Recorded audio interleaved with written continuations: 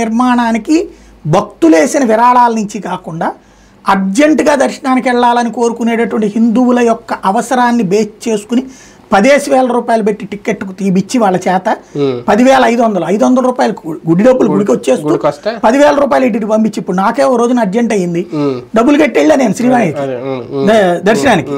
కాబట్టి అది ఒక సిస్టమ్.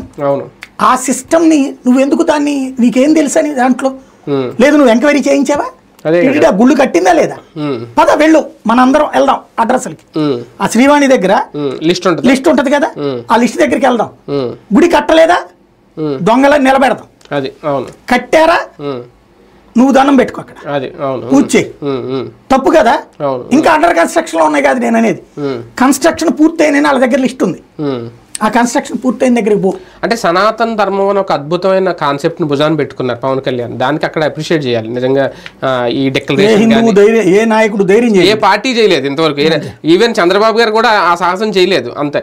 కానీ అది అలా నిర్వహించడంలో ఏమన్నా ఫెయిల్ అవుతున్నారా, రాంగ్ ఫీడ్బ్యాక్ వల్ల ఇలాంటి మాటలు మాట్లాడుతున్నారు, అక్కడ ఏమన్నా ఆయన ఒకసారి సరి చూసుకోవాలి. సనాతన ధర్మాన్ని కాపాడాలనే ఉద్దేశంతో నేను సమిధనవుతాను అనటం చాలా గ్రేట్, మంచిదే, మంచి లీడర్షిప్, అది అప్రిషియేట్. బట్ దానికి రాజకీయ లింకప్ చేసుకోవద్దు, రాజకీయ స్వార్థంతో ఆలోచించద్దు.